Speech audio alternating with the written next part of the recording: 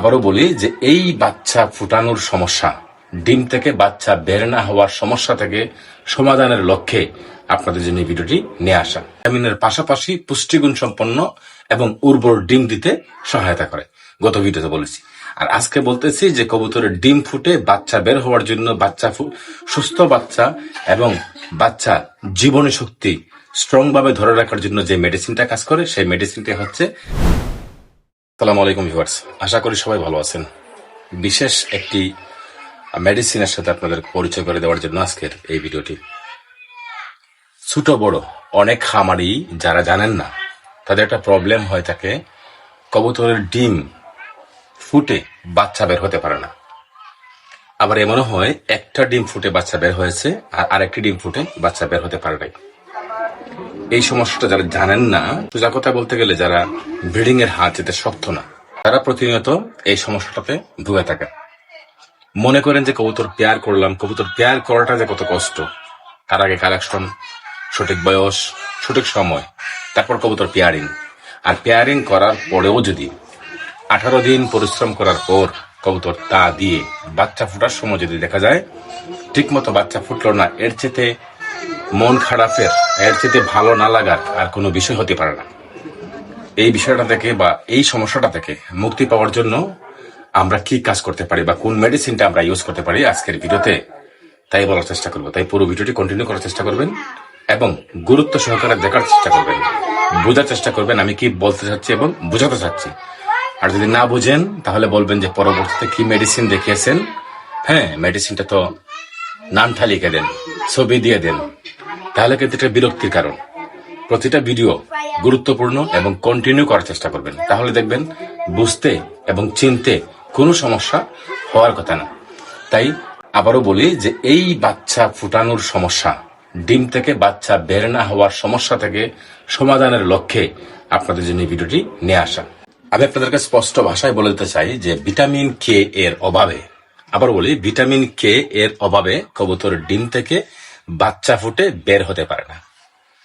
গত ভিডিওতে বলেছি রেনাসল AD3E, এই ওষুধটা প্রয়োগের ফলে কবুতরের ডিম উর্বর হয়, ডিম থেকে বাচ্চা জন্ম নিতে, ভ্রূণ জন্ম নিতে সহায়তা করে, কবুতরের বডি ফিটনেসটা একটু ধরে রাখতে সহায়তা করে। এটা বলতে পারেন একটা ভিটামিনের পাশাপাশি পুষ্টিগুণ সম্পন্ন এবং উর্বর ডিম দিতে সহায়তা করে, গত ভিডিওতে বলেছি। আর আজকে বলতেছি যে কবুতরের ডিম ফুটে বাচ্চা বের হওয়ার জন্য, সুস্থ বাচ্চা এবং বাচ্চা জীবনী শক্তি স্ট্রং ভাবে ধরে রাখার জন্য যে মেডিসিনটা কাজ করে, সেই মেডিসিনটা হচ্ছে ভিটামিন কে। আমি যে মেডিসিনটা ব্যবহার করি সেই মেডিসিনটা হচ্ছে ভিটামিন কে এর মধ্যে রেনাডা কোম্পানির রেনা কে।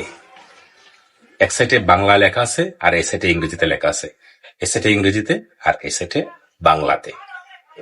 রেনা কে, আবারও বলি রেনা কে। আপনারা যে কোনো কোম্পানির ভিটামিন কে ব্যবহার করতে পারেন।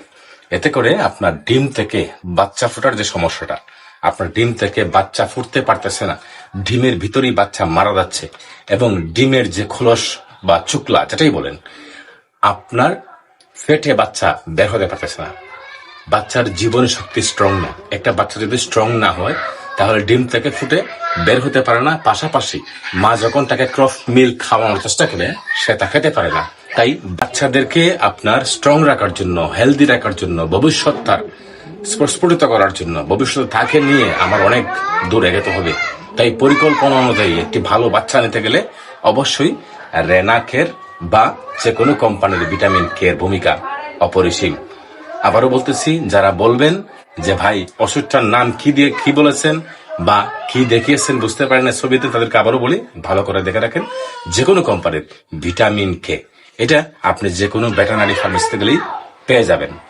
পাশাপাশি বলতে চাই, এটার প্রয়োগ বিধি প্যাকেটের গায়ে লেখা আছে। তারপরও যারা আমি কিভাবে ব্যবহার করি এটা যদি আমি বলতে চাই তাহলে বলবো আপনাদেরকে যে প্রতি পার লিটারে আমি হাফ গ্রাম প্রতি পার লিটার ব্যবহার করি। আর এখানে লেখা আছে আপনার প্রতি 12.5 লিটারে 1 গ্রাম, আর 3 থেকে 5 দিন খাওয়াতে হবে। আর আমি প্রতি হাফ গ্রাম প্রতি পার লিটারে দিই। কবুতর যে কোনো মেডিসিন তার শরীরে বহন করতে পারে বেশি, যেহেতু ব্রিডিং এর কবুতর এই ক্ষেত্রে কবুতর বহন করতে পারে বেশি। তবে আমি সাজেস্ট করব আপনারা প্যাকেটের গায়ে লেখা দেখে ব্যবহার করবেন। আমি যেটা ব্যবহার করি আমারটা ভুলও হতে পারে, তাই প্যাকেটের গায়ে লেখাটা দেখি ব্যবহার করাটা উত্তম। এই ভিটামিন কে লফটে প্রয়োগ করুন, আর আপনার লফট থেকে সুস্থ সবল হেলদি বাচ্চা ডিম থেকে ফুটে আসুক, সেই প্রত্যাশা নিয়ে আবারও বিদায় নেওয়ার আগে বলতে চাই, যারা বলবেন যে ভিটামিনটা কি ভিটামিন, যারা বলবেন প্রয়োগ বিধিটা কতটুকু, তাদেরকে বলতে চাই ভিডিওটি শেয়ার করে আপনার টাইমলাইনে রেখে দিন, যাতে করে ভবিষ্যতে যে কোনো সময় আপনার যখন প্রয়োজন পড়বে তখন যাতে করে আপনি দেখে নিতে পারেন। ভালো থাকবেন, আবারও দেখা হবে নতুন কোনো টিপস নিয়ে, নতুন কোনো মেডিসিন সম্পর্কিত তথ্য নিয়ে। পর্যন্ত সবার সুস্বাস্থ্য কামনা করে বিদায় নিলাম। ভালো থাকবেন। আসসালামু আলাইকুম, আল্লাহ হাফেজ।